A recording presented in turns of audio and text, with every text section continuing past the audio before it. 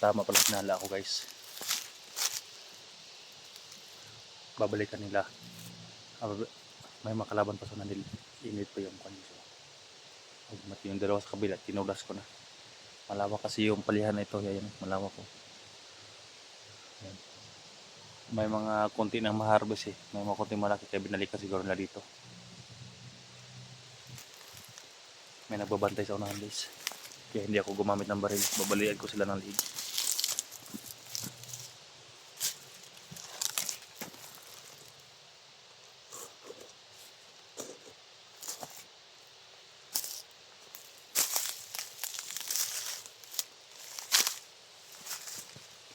Mga bantayan sila guys. Oh, you know. Ayan. Yung iba nang galing pa doon. Oh. Parang nandun din yung iba sa kabila. Parang may na-harvest na sila guys eh. Parang may nakuha na silang palya guys. Hindi ko agad nalibot yung area eh.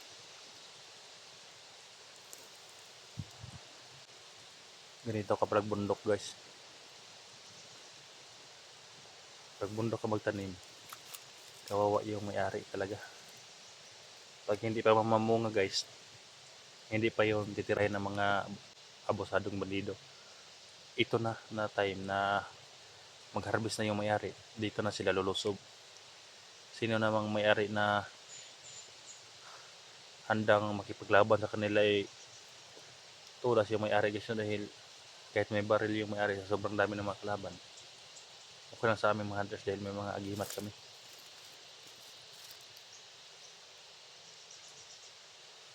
Hindi ko makumbinsa guys dahil parang may kapa sila dito eh. Sa area na ito. Ayun o. Ito guys, mga yan guys oh.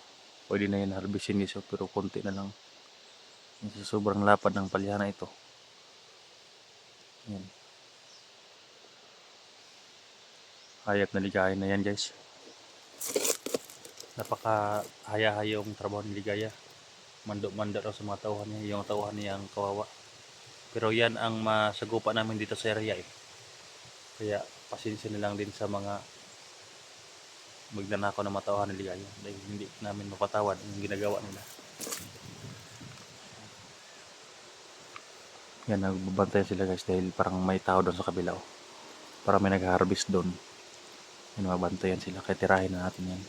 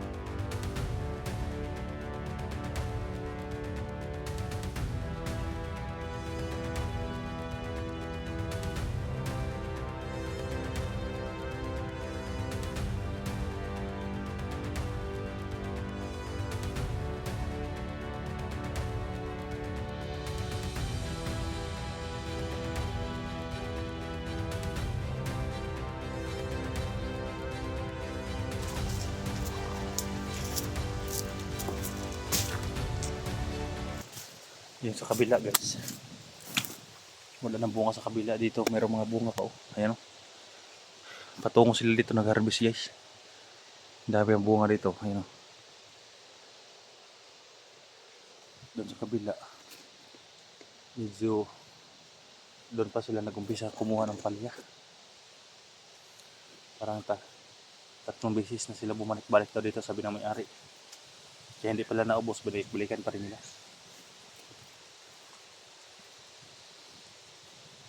May isa pa doon.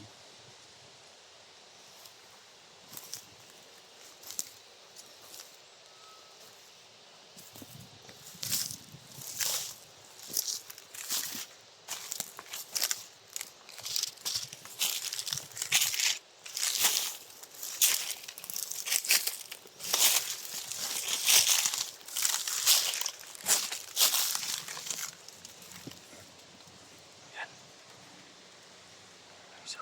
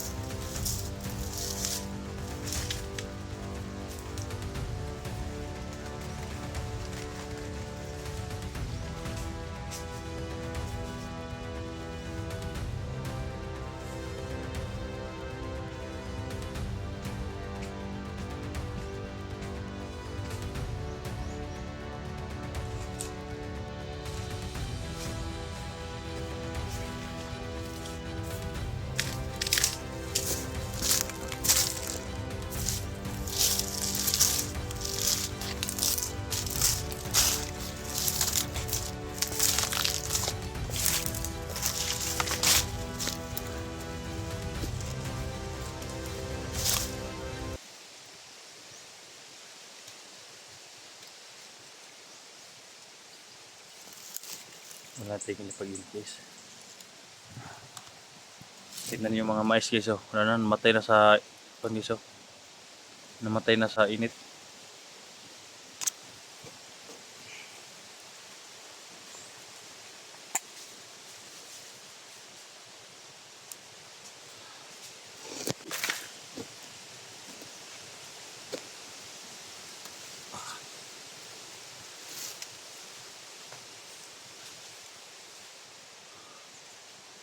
Monitorin natin yung hayat na ligaya na yan. Dami kasi yung mga tauhan na pinapunta dito eh.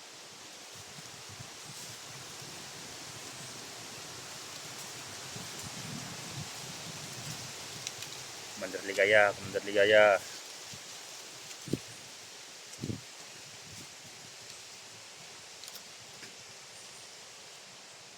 Commander Ligaya, Commander Ligaya.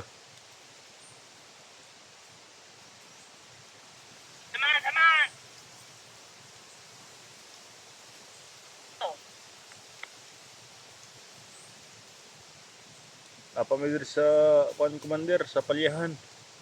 Nanguha pa mig palya commander. Kanina ra mo gisubo. Kawa mo makabot. Ang uban to kasamahan dito sa may Manokan commander. Nangita pa sila sa tong Manokan commander. Ninyo ang maabot mo dili map na kabot. Kaya ra ko inulat. Nanang bayar dia sa gulay commander, ang nay bayar dia sa gulay. Hayop talaga guys, may bayar pa sa gulay yung hayop. Sama po tapit na.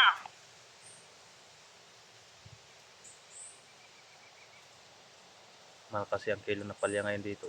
Palya lang lang. Dali-dalian na ninyo. Ay mo sig dugay-dugay diha. Palya kasi yung mahal dito sa amin ngayon eh. 60 per kilo guys. Kaya paldo ang hayop na ligaya na yan.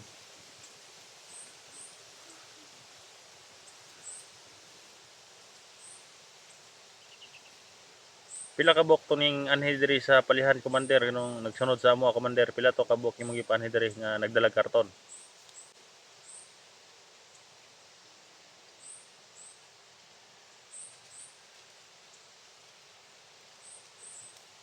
Commander. Commander.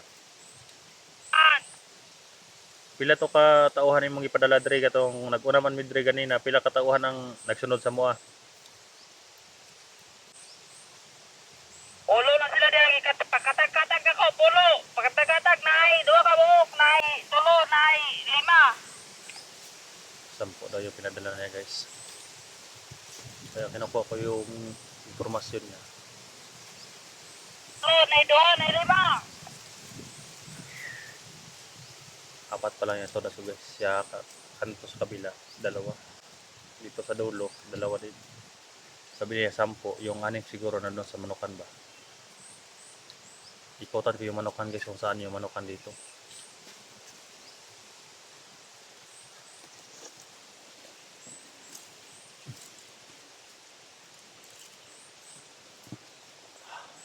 Sobrang init guys.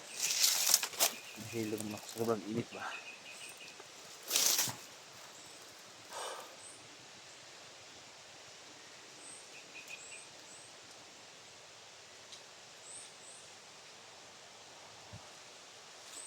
Grabe El Nino nito guys, magdadalawang buwan na. Yung mga mais wala na, patay na. Patuyo yung mga maisan dito. Mga saging wala na rin, muntik na. Dropping muna ako guys. Ayan doon.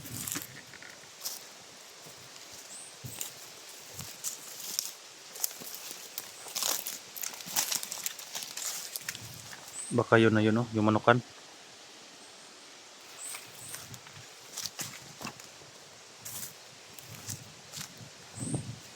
Dito guys. Sa may kubo dito ah. Ito na siguro yung Manokan na sinasabi ni Yaya.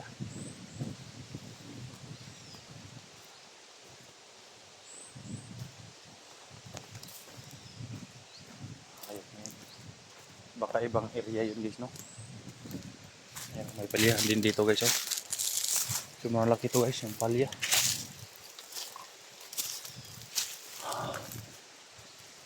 Ayun o, parang may mga kubo dyan o.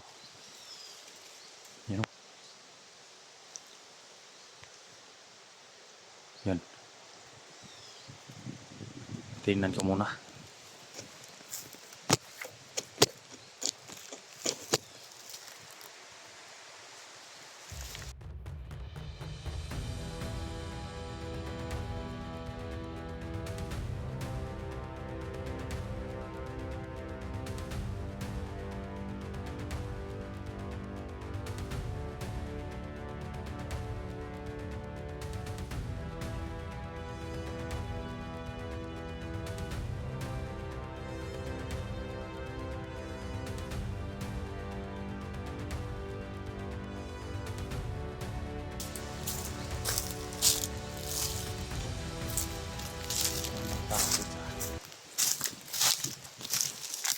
Tingnan mo guys, ang laki ng palyahan to guys.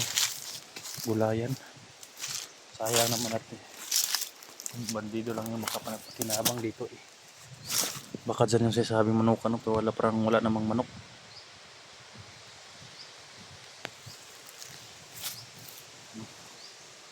Laki yung gulay. Pero yung iba namamatay sa init guys. Sayang. Tapos nandito pa rin yung mga bandido. Dagdag stress sa may-ari.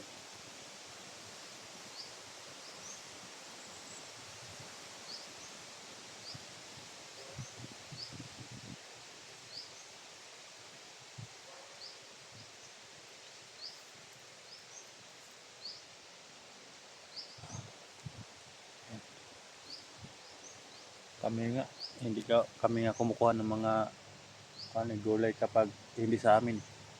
Kung may-ari, manghingi kami, pero yung mga bandido lang hingi guys. Ayop na yan. Ulan init yung kayod sa mga may-ari, tapos nanakawin lang ng mga hayop. Wala talang kaluluwa yung mga hayop na yan eh. Magnanakaw talaga si Gaya guys, sobrang magnanakaw talaga yan. Walang pinipili. Tirador ng mga ano yan. Mga tulis, mga hold up, lahat na eh. Sinapasukan kapag pira ng pag-usapan. Yan ang trabaho niya.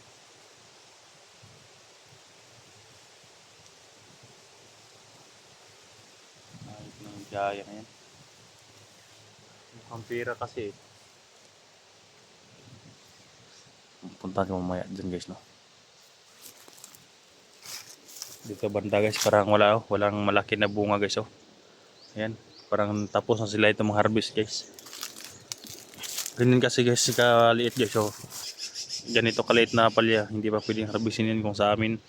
Na nagtanim ako ng palya sa una, hindi yan pwede harvestin. Tapos ang pwede lang ma-harvest guys, yung mga malalaki na talaga. Okay. Tapos nang harvest dito, una sa isang araw. Kung hindi kami nagkita sa may-ari guys, wala.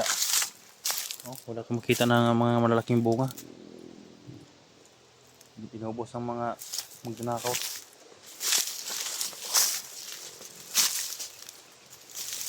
Pinamisyon namin dito kasi Easy Hunters. Hindi lang mga bandido, nasa bundok yung kalaban namin. Pati rin magnanakaw. Dito rin masumbong sa amin yung mga nanirahan dito sa bundok dahil kami lang palagi dito sa bundok eh. Ano, may Rio. Kami lang palagi dito sa bundok kaya minsan binigyan nila kami ng pagkain, mga manok. Ganyan.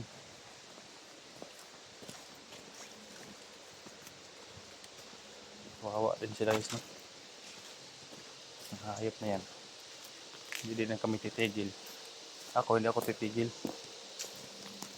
Tutudasin yung mga yan. Sa laking area na ito guys. Dito ako duman, kabila.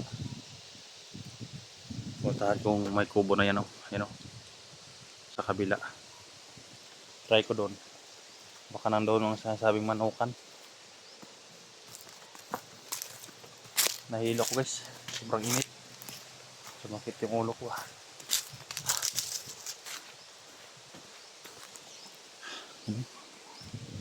So, kamuna ako dito guys. No? Salamat po sa inyo walang sawang support. Ganito nilalagay nila sa kondisyo. Ayan o. Nilalagyan po ng may-ari na para pang putakti. Ayan o. Para hindi i-injikan ng putakti yung palya. Pero ang nag-injik naman yung mga bandido.